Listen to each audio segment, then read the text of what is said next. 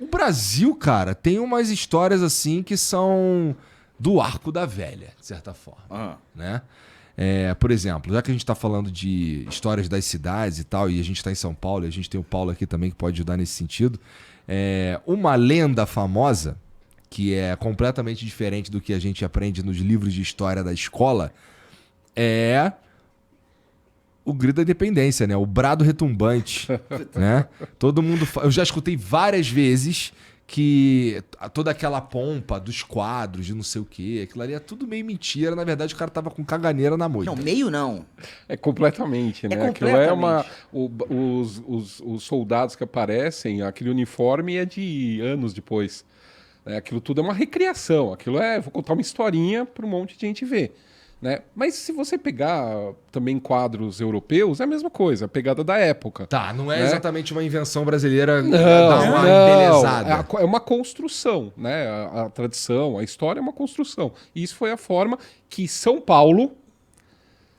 É São Paulo, não é o Brasil. São Paulo está se esquecendo do que aconteceu aqui. Então, São Paulo está crescendo muito em 1870, 1880, já está vendo uma potência econômica e quer se marcar como isso na história.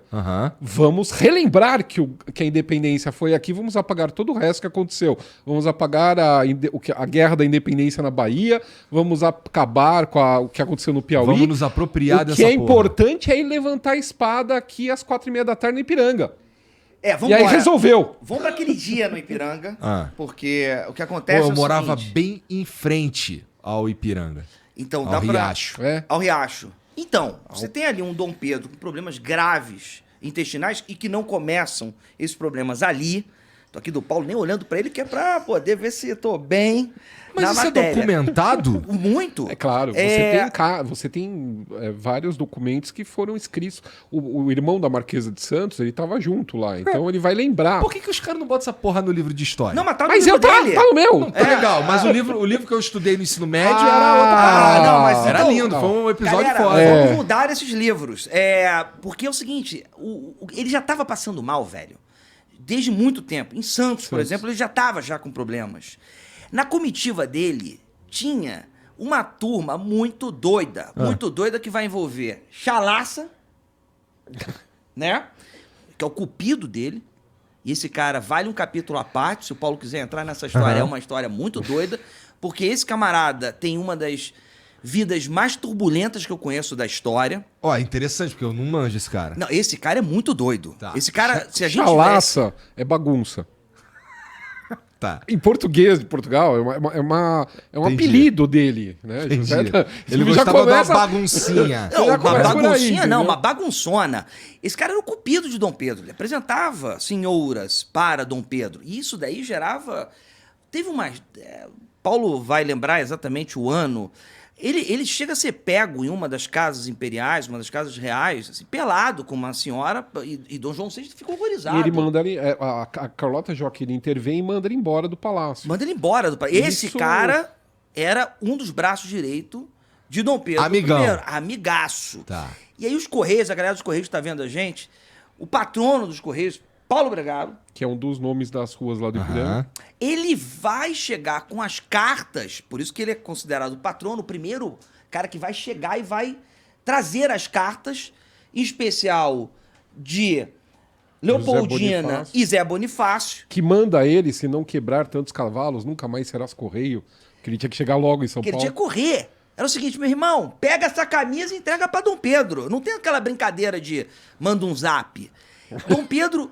Naquele instante, passando mal, não com cavalos e sim com burricos, ele tem que forçadamente declarar a nossa independência. Então, aquela visão de Pedro Américo, que foi, inclusive, pintado fora do país, né? Pedro Américo estava na França. Era Florença. Desculpa, Florença. Estava em Florença, vai. E o Dom Pedro II e a Rainha Vitória vão ver, porque isso estava sendo pintado fora. E aí o Dom Pedro II tá lá em Florença, nessa época, 1880 e pouco, 88. E a Rainha Vitória tá junto, eles vão lá ver o quadro que tá sendo pintado, que hoje tá aqui no Ipiranga. Mas é fake, né? Como eu tava falando, é uma recriação. Ele realmente tava com Nossa, imagina ele vendo. Aquilo, né? Ele vendo aqui assim... Eu tava cagando, irmão. Eu tava nessa. Mas durante muito tempo, Paulo acho que entrou agora numa treta que era o lugar exato, né? Foram várias, né? O lugar exato, que você entrou num tesão em bando de gente pra descobrir o lugar exato que ele teria dado o berro. E aí, enfim, questões de centímetro, pra quem pesquisa, galera, é porrada na cabeça. É mesmo? O quê, caboclo? O seguinte, saiu daqui, foi pra cá, já cria briga. Paulo entrou numa briga dessa. Foi física, não? Não foi física. Mas a questão é que a briga já é antiga, né? Isso daí é uma coisa que nem vale a pena. É que, assim, o que acontece? Muita gente vem com essa questão de que, o quadro não é real. Aham. E aí fica na cabeça, então aquilo não aconteceu.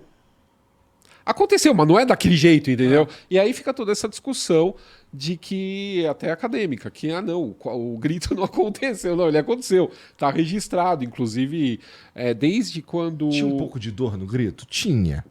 Mas Foi entre a aconteceu. segunda e a terceira ainda no mato. Ele falou, porra, E teve dois gritos, ainda tem um primeiro. Que O segundo foi, traz o papel. É, mais ou menos isso. Mas assim, o cara pega e tá lá no matinho e aí tá o padre junto. Tem o padre que era primo do Padre Belchior, que era primo do José Bonifácio. Cara, esse Padre Belchior é outro capítulo. Porque Padre Belchior... Parece que foi ele que deu grito, na verdade. Porque o Dom Pedro fala, o que eu faço, padre? Pô, até parece. O padre falou, é o relato do padre. O que eu faço, padre? Tipo, até parece que o Dom Pedro ia perguntar pro padre. Mas o cara quer se colocar, sim, né? Porque isso entendi. é muito maneiro. Isso é muito maneiro. Porque você vai pegando os escritos, é claro que com a maturidade, você tem que entender que a história, ela tá sendo escrita também com o viés de cada um. O religioso vai trazer para as pegadas religiosas, o militar vai trazer para as pegadas militares.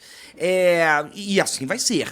O padre, ele vai chegar em um estágio na escrita dele, que ele fala assim, Pedro estava numa dúvida cruel, não foi com essas palavras, que me perguntou, padre, o que eu faço? E aí o padre chega e faz a porra da independência. Eu brinco que ele... O Dom Pedro isso é maluquice, cara, porque é óbvio que isso daí passa de uma... Por mais libriano que o Dom Pedro fosse, ele não ia ter tanta dúvida assim. O libriano é meio dividido. Mas ele já sabia, porque já estava esquematizado. Isso daí já era uma coisa que E ia as cartas acontecer. eram muito claras.